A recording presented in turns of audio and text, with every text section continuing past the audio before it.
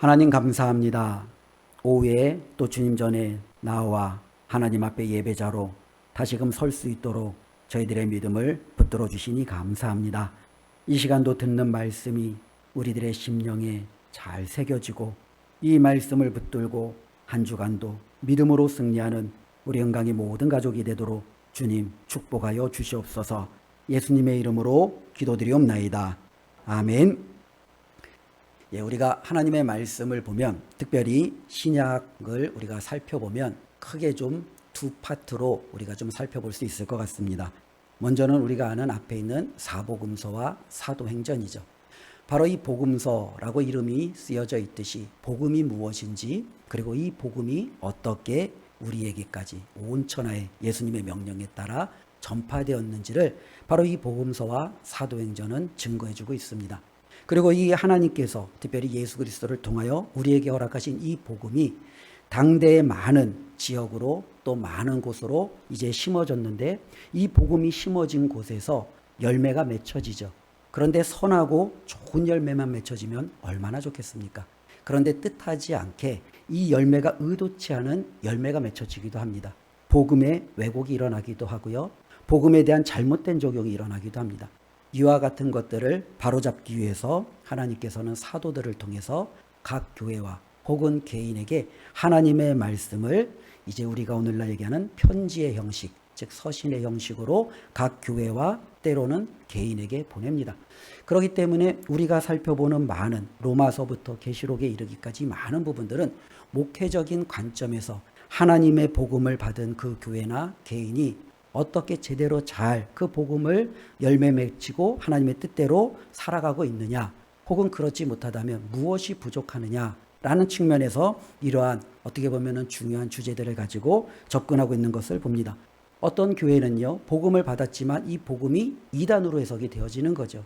그러한 교회과 때로는 그러한 개인들을 향하여 사도들은 이단이 무엇인지, 이단을 어떻게 접근을 하며 어떻게 대처해야 되는지, 교회 안에서 이 이단의 문제를 어떻게 해결해야 되는지 서신서를 통해서 우리에게 하나님의 말씀을 전해주고 있죠. 또 한편으로는요, 하나님의 복음을 해석하는 데 있어서 여러 가지 교리적인 차이가 납니다. 어떤 사람은 이렇게 해석하는데 어떤 사람은 이 해석을 합니다. 도대체 어떤 해석이 더 맞는지 서로 교회에 여러 가지 분열이 일어납니다. 그리할 때 사도들은요, 하나님의 말씀의 이 복음을 우리가 어떻게 받고 해석해야 되는지 그 믿는 도리에 대해서 다시 한번 분명하게 전하여 주고 있지요.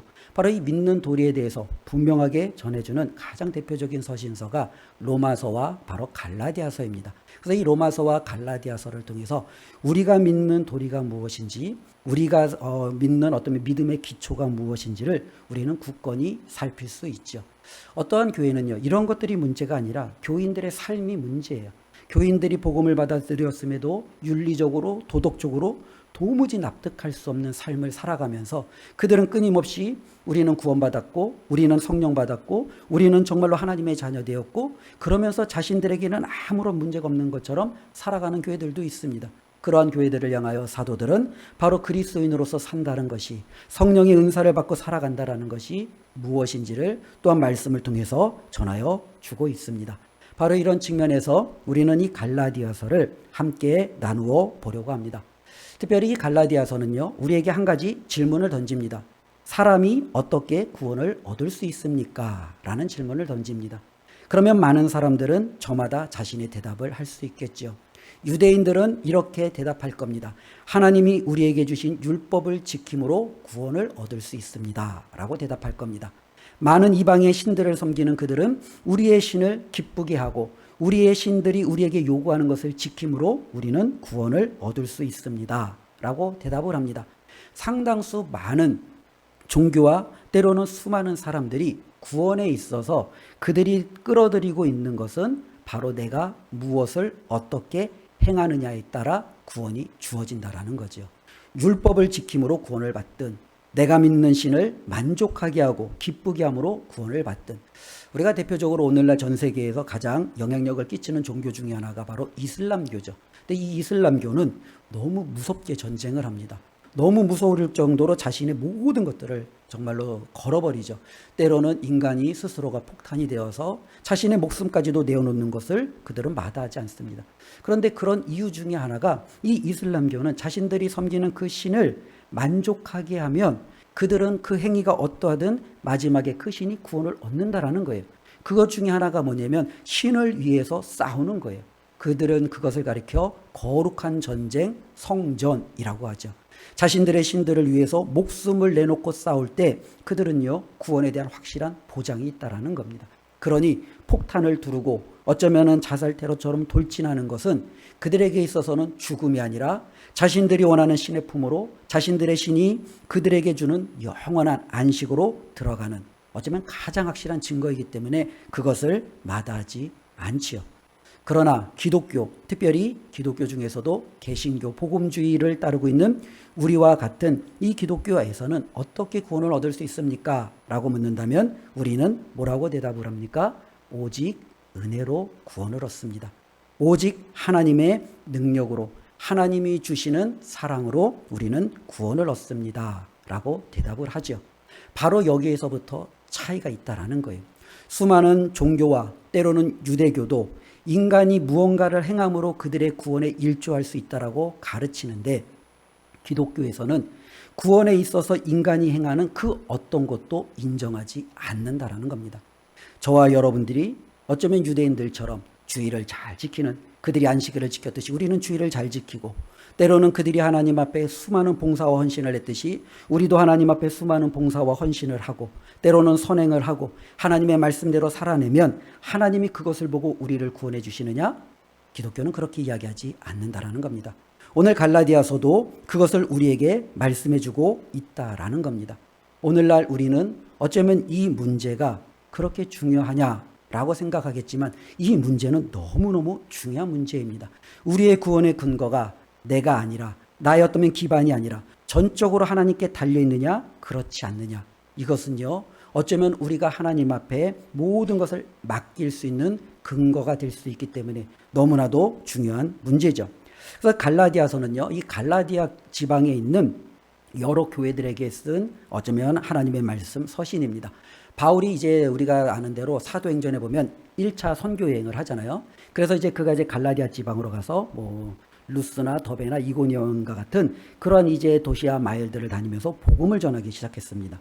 그런데 이 복음을 전했는데 상당수 많은 이방인들이 이 복음을 받아들인 거예요.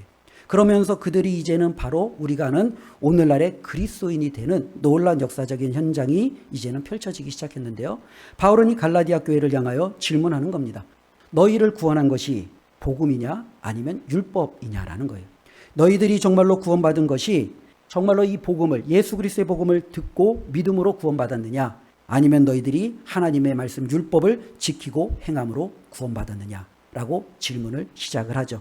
바울은 분명하게 대답합니다.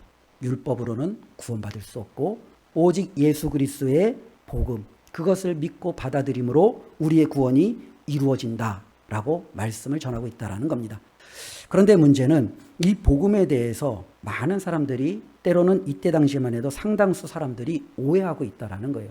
이 복음을 이스라엘이 구약의 아브람 때부터 시작된 어쩌면 그 유대교의 뿌리를 두고 있는 그 종교적인 하나의 어쩌면 덧붙여진 것을 복음으로 생각한다라는 거예요. 잘못된 거죠. 특별히 유대교로부터 어쩌면 하나님이 구약에 때로는 모세로부터 율법을 주셨기 때문에 그 율법의 마지막에 하나님께서 이 복음이라는 것을 덧붙여 준 것이 결코 아니라는 거예요. 우리 예수님께서도 말씀하신 것처럼 예수님은 이 율법에 덧붙여진 복음을 주는 것이 아니라 이 율법의 완성으로 복음을 선언하셨지요. 우리 예수님께서는 말씀하시기를 하나님의 모든 약속의 성취로 복음을 말씀하신 거예요. 우리가 다시 한번 이렇게 한번 생각을 해보면 됩니다. 약속이라는 게 있습니다. 또한 유언이라는 게 있습니다. 이 약속과 유언은 언제 유효합니까? 아직 성취되지 않을 때 유효한 거예요. 내가 내일 너한테 1,000만 원 줄게. 제가 누군가에게 약속을 했습니다. 그러면 제가 그 사람에게 내일 정해진 시간에 1,000만 원을 줄 때까지 이 약속은 어떻게 합니까? 유효한 거예요. 그러나 제가 내일 이제 그 사람에게 약속한 대로 1,000만 원을 주었습니다. 그리고 화요일이 되었습니다. 더 이상 제가 한 말은 유효하지 않다라는 겁니다. 바로 구약의 율법과 때로는 하나님께서 우리에게 허락하시는 많은 것들은 하나님께서 바로 이와 같이 우리에게 약속으로 주셨고 때로는 그것이 이제 장차 이루어질 하나님의 성취로 주셨기 때문에 이 복음이라는 것은 율법의 끄트머리에 붙어 있는 때로는 율법을 완성하기 위한 한 부분이 아니라 이것은 하나님께서 율법의 성취요, 율법에 완전하게 하시는 하나님의 능력으로 주셨다라는 것을 많은 사람들이 곡해하고 오해하고 있다라는 겁니다. 그래서 유대인들은요, 이 복음이라는 것을 자신들이 가지고 있는 어쩌면 하나의 좋은 하나님이 주신 은혜의 방편 중에 하나로 보고 있다라는 거죠. 그러나 사도들은요, 그것이 아니라는 겁니다. 이 복음은 유대인들뿐만 아니라 온 세상을 향하여 주신 것이라는 겁니다. 온 세상에 있는 모든 남녀노소, 때로는 그들의 피부색에 상관없이, 신분에 상관없이, 그들의 재력에 상관없이 온 세상에 있는 모든 사람을 위하여 하나님이 주신 전적인 약속의 성취요, 완성이 이 복음이라는 것을 우리에게 선언해 주고 있습니다. 바로 이 복음을 가지고 바울은요, 이 갈라디아 교회에 가서 이 복음을 선포를 한 겁니다. 그런데 이제 우리가 이 복음의 역사를 사도행전을 통해서 보면은 이렇게 이루어집니다. 사도들이 어떠한 낯선 지방에 갑니다. 복음을 전할 때 그들이 아무에게나 먼저 복음을 전하지 않습니다. 먼저는 그곳에 살고 있는 유대인들에게 복음을 전합니다. 그래서 이제 회당이 있으면 회당으로 가거나 유대인들이 모여서 기도하는 기도처가 있으면 기도처를 찾아가서 그 유대인들에게 먼저 복음을 전합니다. 바로 이 갈라디아 지방에 가서도 바울은요, 유대인들에게 먼저 복음을 전했죠. 그리고 유대인들이 그 복음을 받아들이든 받아들이지 않든 그 결과에 상관없이 또 다른 이방인들에게 바울은, 또 복음 전도자들은 그 복음을 전했습니다. 그러니 이 교회의 시작은 처음에는 유대인이었다가 예수 그리스도를 믿은 유대인 그리스도인이 먼저 자리를 잡기 시작하고요. 뒤이어서 이방인이었지만 복음을 이제 사도들을 통해서 믿고 받아들인 이방인 그리스도인들이 덧붙여서 이제는 이 교회가 아름답게 세워지기 시작하죠. 그래서 이제 하나의 교회, 만일 갈라디아 지방이라고 했으니까요, 갈라디아 교회라고 우리가 그냥 통칭을 들어서 말씀을 한다면, 이 갈라디아 교회 처음에는 유대인이었다가 예수님을 믿고 그리스도인이 된 사람, 이방인이었다가 예수님을 믿고 그리스도인이 된 사람, 이 두 양부류가 같이 함께 모여서 신앙생활을 하는 겁니다. 그런데 여기에서 이 둘이 복음 안에서 아름답게 잘 만들어지면 되는데, 문제는요, 여기서부터 신분의 차이, 어쩌면 그들의 가치관의 차이가 있어서 문제가 발생하기 시작했다는 거예요. 어디서 문제가 발생하기 시작할까요? 유대인이 문제를 제공할까요? 이방인이 문제를 제공할까요? 유대인들이 문제를 항상 보면은요, 기득권이 문제인 것 같아요. 먼저 있는 사람들이 문제인 것 같아요. 그렇죠? 우리도 먼저 은혜 받고 먼저 신앙생활하고 내가 먼저 되면은 어쩌면 우리가 스스로를 더 많이 살펴야 돼요. 내가 먼저 되었기 때문에 내가 더 알고 있는 그것을 가지고 다른 사람들을 자꾸 판단하고 때로는 그 판단에 그들이 온전하지 못하면 정죄하기 시작하거든요. 바로 이 유대인이었다가 그리스도인이 된 사람들은 바로 그와 같은 그들의 딜레마에 빠진 거예요. 왜냐하면 그들은요, 모세 율법을 알았어요. 안식일을 알았어요. 할례를 알았어요. 그래서 할례도 행하고 안식일도 지키고 모세 율법도 지키고 그리고 예수 그리스도를 믿어서 이제는 우리가 하나님의 온전한 구원을 이뤘다고 됐는데, 갑자기 이방인들이 할례도 모르고 안식일도 모르고 모세 율법도 모르고 근데 예수 그리스도를 믿었다라고 하면서 그들도 우리와 똑같은 교인 자격을 동일하게 갖게 되었다라는 거예요. 그들에게 있어서는 이것이 좀 너무나도 받아들이기가 어려운 거예요. 그렇다면 지금까지 우리가 그렇게 해왔던 모든 하나님이 주신 관습과 규례와 또 언약관계의 징표라고 할 수 있는 안식일 준수와 때로는 할례를 행하는 이런 모든 것들은 폐지되어져야 되는가라는 부분이죠. 우리는 아브라함의 자손으로서 때로는 하나님이 아브라함을 통해서 이루실 그 영원한 것을 꿈꾸는데, 특별히 이방인들이 이렇게 잔뜩 들어오면 이제 아브라함이 더 이상 조상이 되지 않는 건 아닌가, 아브라함으로 말미암는 하나님의 백성은 이제는 사라지는 것 아닌가. 그들에게는요, 이와 같은 여러 가지 뭐랄까요, 신앙생활하는 데서 많은 딜레마가 생기기 시작했다라는 겁니다.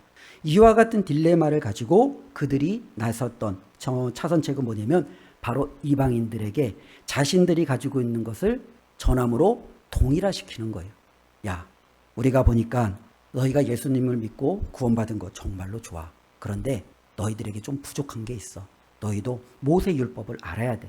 구약의 하나님께서 모세를 통해서 율법을 주시고 그 하나님께서 메시아를 약속하시고 우리가 그 메시아를 영접했듯이 이제는 구약의 하나님께서 주신 그 율법도 우리가 지켜야 돼. 그러니까 구약의 율법과 바로 예수 그리스도를 믿는 이 믿음이 같이 되어야 온전한 구원을 이룰 수 있어 라고 이제는 이방인인 그리스도인들에게 설명하고 시작하기 시작합니다. 그런데 문제는요, 이방인들이 그리스도인 된 그들이 이것이 굉장히 고개가 끄덕끄덕여지는 거예요. 그러므로 말미암아 그들 가운데 상당수가 이제는 유대인들이 따르는 그와 같은 구원을 이제는 이루려고 애쓰기 시작했다라는 겁니다. 여기서 문제가 시작이 되어지는 거죠. 우리가 한번 생각해 보면 이겁니다. 어쩌면 이 교회가 이방인들이 들어오고 유대인인 그들이 있고 그 교회의 여러 가지 복음에 대한 가르침이 때로는 자신들이 원하는 대로 되지 않는 상황 속에서 이들이 대한 것은 바로 이거죠. 양쪽 다 모두를 취하는 거예요. 예수 그리스도는 메시아 맞지. 예수님은 하나님의 아들 맞아. 하나님이 보내신 구원자 맞아. 그분이 우리를 위해서 이 땅에 오셔서 고난받고 죽음당하시고 부활하시고 성령을 보내주신 거 다 맞아. 그런데 이게 다 많은데 여기서 조금 부족한 게 있어 라는 거예요. 그 부족한 부분이 바로 무엇입니까? 구약의 율법이 채울 수 있다라는 거예요. 그래서 그 율법의 한 부분인 어쩌면 눈에 보이는 쉬운 영역인 할례와 때로는 안식일 준수와 같은 하나님께서 허락하신 그들에게 준 이와 같은 간습과 전통을 이 유대인 그리스도인들이 이방인 그리스도인들에게 주장하기 시작하는 거죠. 그럼으로써 구원은 바로 하나님이 주신 아들 예수 그리스도를 믿는 믿음과 율법을 지킴으로 우리는 온전한 구원을 이룰 수 있어 라고 그들이 선언하기 시작합니다. 근데 오늘날에도 이와 같은 구원을 가진 어쩌면 종교라고 할 수 있겠죠. 이와 같은 구원관을 가진 종교가 있습니다. 그게 어디냐면 바로 우리가 아는 가톨릭이에요. 예, 가톨릭은 바로 이와 같은 구원관을 가지고 있습니다. 그들은 구원은 하나님의 은혜와 인간의 행위가 합쳐졌을 때 온전한 구원이 이루어질 수 있다라고 하는 거죠.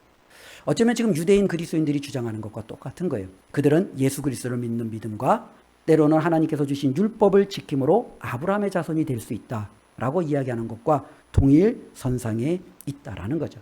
그러면서 그들은 계속적으로 덧붙이는 겁니다. 왜 그러면 너희들이 이 믿음에 대해서 좀 불완전한 것만 알고 있었을까? 그것을 설명해 주는 거예요.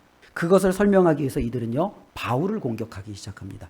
그들이 볼 때 바울은요, 어쩌면 수준 높은 사도가 아니라는 거예요. 그들은요, 사도들을요, 급수를 나눠버린 거예요. 1급 사도 혹은 2급 사도. 뭐 명칭은 그렇게 되지 않지만 그들에게 볼 때 예수님을 따랐던 어쩌면 12사도와 예루살렘 교회를 정말로 담당하고 책임지고 있는 사도들. 이들은 하나님 앞에 1급 사도죠. 그 외에 사도 바울과 같이 갑자기 사도로 부름받은 이들은요, 2급 사도라는 거예요. 그러니까 2급 사도가 됐던 이 바울은 마음이 급한 거예요. 자신이 사도권을 좀 더 인정받기 위해서 선교에 더 많이 열정을 내고 선교에 더 많이 열정내면서 수많은 이방인들을 만나는데 그 이방인들을 더 많이 끌어들이기 위해서 그들에게 율법이라는 질문 짊어지지 않았다라는 거예요. 괜히 그것까지 지어지면 이들이 예수님을 믿기 상당히 어려우니까 이 율법은 싹 빼놓고 오직 은혜만 전했다라는 거예요. 이것이 바로 바울이 가지고 있는 약점이라는 거예요. 바울은 자신의 사도권의 약함을 어쩌면 자신의 사역의 결과로 열매로서 보충하려고 때로는 너희들에게 불완전한 복음을 전했다. 그래서 너희들이 지금 알고 있는 그것은 조금 불완전하다라고 이들이 때로는 다른 이방인 그리스도인들을 향하여 공격하고 있는 거죠. 그래서 이 갈라디아서에 보면은 크게 유대인 그리스도인들이 주장하는 것이 세 가지가 있고요. 그것을 바울이 알기에 그 세 가지에 대해서 바울이 하나씩 반박하는 내용으로 이루어져 있습니다. 오늘은 갈라디아서 제 서론이기 때문에 제가 큰 줄기 안에서 이 말씀을 함께 나누려고 합니다. 특별히 이 유대인 그리스도인들이 그러면은 공격하는 것 세 가지가 뭐냐? 첫 번째는 이거예요. 바울의 사도권을 공격하는 거예요. 그러니까 바울의 사도권이 좀 수준이 낮으니까 불완전한 복음을 전한 거야. 그러니 너희들은 사도 바울이 아니라 예루살렘에 있는 그 사도들로부터 수준 높은 복음을 들어야 돼. 그건 바로 믿음과 율법 준수가 같이 가는 거야. 이렇게 주장하는 거죠. 또 하나는요, 바로 이제 1번과 이제 더불어서 되어지는 게 바로 그렇기 때문에 이 사도의 바울이 수준이 낮은 그 사도권을 가져서 너희들에게 전한 그 복음은 불완전할 수밖에 없다. 바울이 전한 복음은 불완전하다라는 거예요. 불완전하면 어떻게 해야 돼요? 무언가 그 불완전을 채울 수 있는 것을 덧붙여야 되죠. 그래서 완전한 복음을 만들어줘야 된다라는 것이 이들의 두 번째 주장이었습니다. 세 번째는 이들이 이렇게 주장하는 거예요. 그래, 그럼 바울 말대로 오직 하나님의 은혜, 우리가 아는 오직 믿음으로 이신칭의에 의한 복음이다라고 우리가 그렇게 주장하자. 그러면 어떠한 사람의 행위에도 상관없이, 그 사람의 도덕적인 윤리적인 기준에도 상관없이 그는 전적으로 하나님 앞에 구원을 얻는다면 많은 사람들이 도덕적 해이에 빠질 것이다 라는 거예요. 왜? 나의 행위에 상관없이, 내가 어떠한 삶을 살든지 상관없이 하나님의 전적인 은혜로 내가 구원을 받는다면, 야, 모든 사람들은 아무렇게나 살아도 막 살아도 되는 거 아니냐, 이들이 공격하는 것이 바로 이 세 가지라는 겁니다. 그래서 바울은요, 이 세 가지에 대해서 우리에게 말씀해 주고 있습니다. 특별히 이 갈라디아서는 총 6장으로 이제 나뉘어져 있는데요. 이제 2장씩 끊어서 이제 바울은요, 이 질문들에 대해 자신을 향한 때로는 공격에 대해서 변호하고 하나님의 말씀을 선언하고 있습니다. 첫 번째 1, 2장은요, 자신의 사도권을 변호하는 거죠. 자신을 공격하는 이 유대인 그리스도인들에게 바울은요, 다르게 이야기합니다. 자신은요, 사람들이 만들어주거나 때로는 사람들에 의해서 생긴 사도가 아니라는 거예요. 자신의 사도권은 전적으로 하나님께로 왔다라는 거예요. 때로는 유대 그리스도인들은 바울이 더 많은 성과를 위해서 많은 사람들을 얻고 자신들이 더 많은 인기와 때로는 그것에 병합하기 위해서 이런 일을 행하였다라고 하는데, 바울은 말합니다. 나는 사람을 기쁘게 하는 것이 아니라 하나님의 말씀에 순종하는 그리스도의 종으로서 서 있고, 그렇기 위해서 나는 최선을 다해서 사역하고 있다라고 말씀을 전하고 있습니다. 그래서 그는요, 자신의 사도권이 결코 때로는 예루살렘에 있는 사도들, 때로는 그들이 주장하는 것처럼 때로는 낮은 단계, 때로는 사람에게 기쁘게 하기 위해서 주어져 있는 그와 같은 사도가 결코 아니다라는 것을 분명히 하고 있습니다. 그래서 그 한 예로 이제는 이제 갈라디아서 2장에 보면 사도 바울이 베드로를 책망하는 사건이 나옵니다. 나중에 우리가 한번 살펴보면 알겠지만, 베드로는요, 예수님의 12사도 가운데 가장 최고라고 하는, 수제자라고 하는, 우리가 보통 그 정도로 이렇게 말씀을 우리가 많이 듣지 않습니까? 그러면 유대 그리스도인들에 의하면 이 베드로는 거의 최고의 사도죠. 그렇죠? 가장 높은 사도입니다. 근데 저급하고 때로는 수준 낮은 이 사도 바울이 베드로를 책망할 수 있는가? 책망하지 못하죠. 어찌 사도에 급도되지 않는, 어떻게 보면 한참 낮은 그가 베드로를 책망할 수 있겠습니까? 그런데 바울은요, 베드로가 잘못했을 때 그것을 공개적으로 책망합니다. 공개적으로 책망한다는 것은 바울의 사도권이 결코 베드로의 사도권과 비교했을 때 그것이 하등 열등하다는 것이 아니라는 겁니다. 동일하게 하나님이 주신 그와 같은 사도권을 가지고 자신의 사역을 이루고 있고, 그는 오직 하나님이 기뻐하시는 사람이 아닌 하나님의 만족을 위해서 사역하고 있음을 분명히 선언하고 있다라는 거죠. 또 한편으로는요, 바울은 어떻게 보면 사람들이 바울이 이와 같이 사도권이 열악하기 때문에 때로는 불완전한 복음을 가지고 있다라고 그렇게 공격을 합니다. 그때 바울은요, 이렇게 질문을 합니다. 우리 갈라디아서 3장 2절 우리 한번 찾아볼까요? 갈라디아서 3장 2절. 예, 우리 다 찾으셨으면 우리 한 목소리로 한번 읽어보겠습니다. 시작.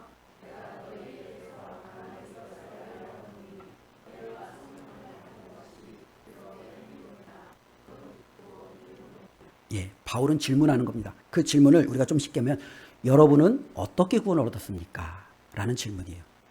우리 여기 앉아 계시는 우리 은강교회 성도님 여러분들도 스스로 한번 답해 보시길 바랍니다. 여러분은 어떻게 구원을 얻었습니까? 바울은 다시금 질문합니다. 율법의 순종함으로 구원을 받았습니까? 아니면 하나님께서 값없이 주시는 은혜로 구원받았습니까? 답이 너무나도 명확하잖아요. 그렇죠? 지금 바울은 이 갈라디아 교회 성도들에게 다시 한번 질문하는 겁니다. 너희가 어떻게 구원을 받았느냐? 너희가 모세의 율법을 너희가 열심히 지킴으로 구원을 받았느냐? 아니면 내가 너희들에게 전해준 이 복음을 듣고 믿음으로 너희는 구원을 받았느냐라는 거. 그들은 결코 자신들의 노력으로 구원받지 않았어요. 하나님이 주신 은혜로, 그 은혜를 받아들임으로, 예수 그리스도를 믿음으로 그들은 복음을 정말로 받아들였고 구원을 얻었다라는 겁니다. 그래서 바울은 여기에서 한 단계 더 나아갑니다. 유대인들이 그토록 강조하는 아브라함에 대한 이해를 드는 거예요. 그러면서 창세기 15장에 이 아브라함이 하나님 앞에 의롭다 여김을 얻는 장면이 나오는데요. 하나님이 아브라함을 왜 의롭다 여기냐? 아브라함이 여호와를 믿으니 여호와께서 이를 그의 공의로 여기셨다라는 거예요. 이게 왜 중요하냐면 유대인들이 말하는 것처럼 율법을 지킴으로 할례를 행함으로 주일 성수를 함으로 어쩌면은 예수 그리스도를 믿음으로 더불어서 이것이 합쳐져 의롭게 된다라고 한다면 아브라함은요 어쩌면 그것에 해당되지 않는다라는 거예요. 왜냐하면 아직 아브라함이 할례 받기 전이기 때문에 그렇습니다. 아브라함과 그의 가족의 할례는 창세기 17장 나중에 나오는 사건입니다. 그런데 아브라함이 하나님 앞에 의롭게 된 사건은 바로 15장에 아브라함이 하나님을 믿는 그 직후에 하나님이 주셨다라는 겁니다. 그러니 이 아브라함 역시 하나님에 대한 믿음으로 의롭게 되었지 그가 할례를 행함으로 하나님이 주신 말씀을 지킴으로 어쩌면 의롭게 되었다라는 것이 아님을 다시 한번 바울은 선언하고 있다라는 거예요. 그리고 또 한 가지 바울이 이들을 향하여 지적하고 있는 것은 이 유대인 그리스도인들이 율법에 대해서 잘못 오해하고 있다는 거예요. 그들은 자신들이 율법을 지금 잘 지키고 있다고 생각하는 거예요. 그런데 만일 그들이 율법에 대해서 제대로 알고 있다면 이런 말은 못한다는 거예요. 왜냐하면 율법은 뭐라고 얘기했냐면 율법에 기록된 모든 것들을 지키라. 이 중에 어느 하나라도 지키지 못하면 저주를 받을지어다 라고 선언하고 있다는 거예요. 즉 우리는 율법을 지킨다고 하면 율법이 100가지 하나님의 명령을 이야기하고 있다면 100가지를 다 지켜 행하야 의롭게 될 수 있는 거예요. 내가 100가지 중에 99가지를 지키고 한 가지를 못 지키면 그 한 가지 때문에 우리는 저주받는 삶이 될 수밖에 없다라는 거예요. 이 율법은 이 많은 것 중에 몇 가지를 우리가 원하는 것들을 취사 선택해서 지키라고 하는 게 아니라 이 모든 것을 다 지킬 때 주어지는 의에 대해서 이야기하고 있다라는 거예요. 어느 누구가 이 율법에 대한 모든 의를 그 가르침을 다 지킬 수 있겠습니까? 못 지키죠. 그래서 율법에 의하면 모든 사람은 다 죄인이에요. 모든 사람은 구원에 이를 수 없다라는 거예요. 우리는 그 율법을 언젠가는 한두 가지는 좀 잘 지킬 수 있지만 우리의 삶을 되돌아보면 끊임없이 하나님의 율법에 우리는 온전히 나아가지 못했던 우리의 삶을 바라볼 수밖에 없다라는 거죠. 바로 그래서 바울은요, 그들이 정말로 바울을 공격했던 바울이 전한 그 율법은 불완전한 복음이다, 아니다라는 것을 이렇게 선언합니다. 그러면 질문이 남죠. 그럼 왜 하나님이 율법을 주셨는가? 라는 부분이에요. 그때 바울이 이야기하는 것이 우리가 아는 대로 이 율법은 몽학 선생의 기능을 하고 있다는 거예요. 이 몽학 선생이라는 것은 어린아이를 가르치는 선생님이에요. 그러니까 어떻게 보면 수준이 좀 낮은 아이들을 가르칠 때 보통 몽학 선생님이라고 표현하는데 이 율법이라는 것은 바로 하나님의 백성인데 하나님의 백성으로서 아직까지는 잘 여물지 못하고 어리고 좀 미성숙한 하나님의 자녀들 백성들을 가르치기 위해서 때로는 그들을 온전하게 이끌기 위해서 준 게 바로 이 율법이에요. 그래서 이 율법의 기능은 바로 바울에 의하면 바로 우리로 하여금 이 율법을 통해서 죄인임을 깨닫고 그로 말미암아 우리로 하여금 하나님 앞에로 예수 그리스도에게로 인도하는 기능을 가지고 있다라는 거죠. 즉 율법에 의하면 우리는 죄인입니다. 그러니까 어떻게 해요? 하나님 앞에 갈 수밖에 없는 거예요. 하나님, 저는 죄인입니다. 하나님, 저를 구원하여 주십시오. 이게 바로 율법의 기능이라는 거예요. 율법을 지킴으로 우리가 완전한 구원을 이루는 것이 아니라 율법을 주심으로 율법 앞에서 내가 얼마나 죄인인지 알고 그 죄인인 줄 아는 내가 하나님의 은혜를 사모할 수밖에 없는, 하나님 앞에 매달릴 수밖에 없게 만드는 그 기능을 통해서 율법을 하나님이 우리에게 주셨다라는 것을 바울은 말씀을 전해주고 있습니다. 그렇기 때문에 바울이 전한 복음은 결코 불완전한 복음이 아니라는 거예요.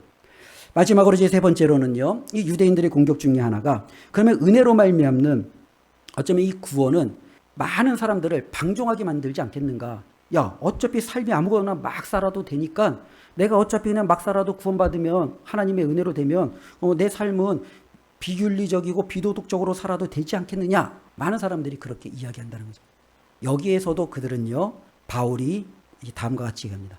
너희가 복음에 대해서 잘못 이해하고 있기 때문이라는 거예요. 한번 보십시오. 어쩌면 우리도 이 복음에 대해서 잘못 이해할 수 있기 때문에 때로는 자꾸 율법으로 갈 수도 있다라는 거예요. 그럼 이 복음은 도대체 무엇이냐라는 거죠. 우리가 복음을 알기 전에, 우리가 하나님의 은혜로 구원을 받기 전에 저와 여러분들은 어떤 사람이었습니까? 성경에 의하면 우리는 죄와 사망과 사단의 노예였습니다. 그들의 종이었습니다. 저와 여러분들이 죄와 사망의 노예라는 것은 죄가 끄는 대로, 우리 안에 있는 욕망대로, 욕심대로, 때로는 그 죄가 우리를 이끌어가는 대로 우리가 그냥 끌려가는 거예요. 이게 바로 저와 여러분들이 복음을 알기 전에 삶이에요. 그럼 이 복음이라는 것은 무엇입니까? 저와 여러분들을 죄와 사망과 사단의 권세로부터 끊어내는 게 복음이에요. 이전에는 내 안에 있는 죄가 나를 끌어갔는데 복음이 들어오니까 나를 끌어갈 죄와 사망과 때로는 어쩌면 사단이 더 이상 내 안에 역사하지 않는다라는 거죠. 이게 바로 복음이에요. 그러면은 어쩌면 여기에서 우리가 복음이 그러면 완성이 되느냐? 그렇지 않아요. 바울은 계속적으로 얘기합니다. 우리가 복음을 예수 그리스도를 믿음으로 우리 안에 있는 모든 죄와 사망으로부터 우리가 끊어지고 우리는 이제는 자유하게 되었지 않습니까? 그러면 우리를 끌어가는 건 도대체 이제 뭐냐라는 거예요. 우리 안에 거하시는 성령님이시라는 거예요. 이전에 우리는 죄와 사망에 따라 끌려갔는데 복음을 받아들인 우리는 죄와 사망의 사슬이 끊어지고 이제 내 안에 거하시는 성령님이 우리를 끌어가신다라는 거예요. 저와 여러분들 안에 거하시는 성령님이 저와 여러분들을 방종의 삶으로, 방탕의 삶으로, 욕심과 때로는 비도덕과 비윤리적인 삶으로 우리를 그렇게 이끌어 가시겠습니까? 바울은 결코 그렇지 않다라는 겁니다. 정말로 복음으로 말미암아 구원받은 우리들은 성령님이 우리 안에 거하심으로 저와 여러분들은 결코 죄와 사망에 어쩌면 그 이전의 삶으로 결코 다시금 되돌아갈 수 없다라는 겁니다. 도리어 바울은 강조하기를 우리 안에 거하시는 이 성령님은 우리로 하여금 능력을 더하시는 분이에요. 이전에는 내가 죄를 끊을 수 없었는데 이제는 끊게 하시는 능력을 주시고 이전에는 내가 선한 능력을 행할 수 없었는데 지금은 선한 능력을 행할 수 있게 해주시고 바로 우리 안에 거하시는 그 성령님이 저와 여러분들을 그렇게 끌어가시고 열매 맺게 하시고 그러므로 말미암아 이 구원이라는 것은 결코 우리가 방종을 초래할 수 없다라는 것이 이 바울의 어쩌면 외침이고 복음에 대한 선포입니다. 우리가 이 복음을 다시 한번 저와 여러분들의 삶 가운데 잘 새겼으면 좋겠습니다. 하나님께서 우리에게 주신 복음은요, 정말로 그렇습니다. 우리가 하나님 앞에 아무것도 한 것 없습니다. 오직 하나님의 은혜로 우리에게 주어진 놀라운 축복입니다.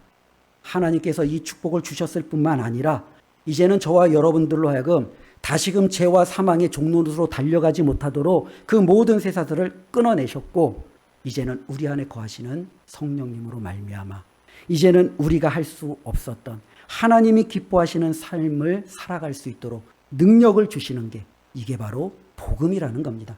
그러니 이 복음에 무엇이 부족하겠습니까? 무엇을 덧붙여야 되겠습니까? 결코 그렇지 않다라는 겁니다. 우리 하나님께서 이 복음을 갈라디아 교회 성도들에게 주셨고 또 저와 여러분들에게 주신 줄로 믿습니다. 우리가 가지고 있는 이 복음은 믿음으로만 충분합니다. 예수 그리스도를 하나님께서 보내주심에 대해서 믿고 그분을 향한 우리의 사랑으로도 충분합니다. 이것을 기억하며 우리 안에 역사하시는 하나님의 능력으로 승리하시는 복되고 귀한 한 해가 되시기를 주님의 이름으로 축원드립니다. 기도하겠습니다. 하나님 감사합니다. 우리에게 복음을 허락하여 주셔서 놀라운 하나님의 자녀로 구원자로 하나님 이렇게 세워주시니 감사를 드립니다. 어리석은 갈라디아 교인들은 거기에다가 다른 것을 덧붙여야 되는 줄 알고 잘못된 길로 갔습니다. 하나님, 우리는 그러한 어리석은 자가 되지 않게 하여 주시옵소서. 예수님 한 분만으로 충분합니다. 예수님 한 분만으로 하나님 모든 것이 완전합니다. 이 믿음을 붙들고 끝까지 승리하는 저희들이 되도록 주님 도와 주시옵소서. 예수님의 이름으로 기도드리옵나이다. 아멘.